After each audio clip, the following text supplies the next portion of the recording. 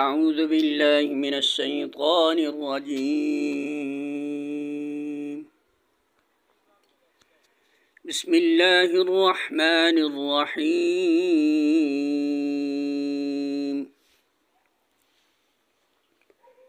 اذ قالت امرأة عمران رب انی نذرت لك ما في بطني محررا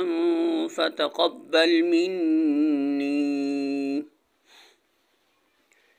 إنك أنت السميع العليم۔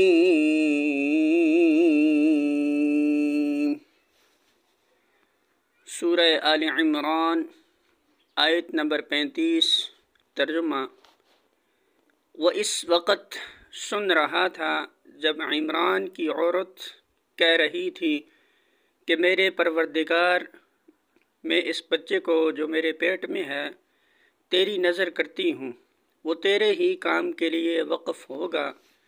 میری اس پیشکش کو قبول فرما، تو سننے اور جاننے والا ہے۔ سورہ آل عمران حاشیہ نمبر 32۔ اگر عمران کی عورت سے مراد عمران کی بیوی لی جائے تو اس کے معنی یہ ہوں گے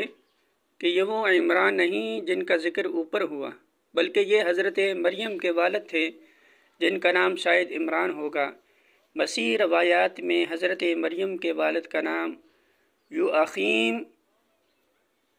لکھا ہے، اور اگر عمران کی عورت سے مراد آل عمران کی عورت لی جائے تو اس کے معنی یہ ہوں گے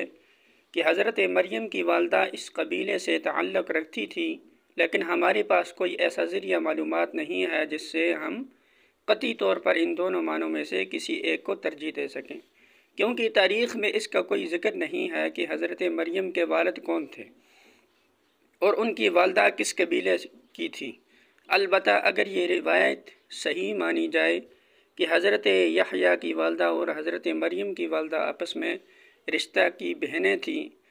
تو پھر عمران کی عورت کے معنی قبیلہ عمران کی عورت ہی درست ہوں گے، کیونکہ انجیل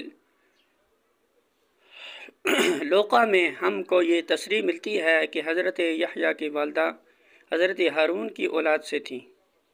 سورہ آل عمران حاشیہ نمبر 33۔ یعنی تو اپنے بندوں کی دعائیں سنتا ہے اور ان کی نیتوں کے حال سے واقف ہے۔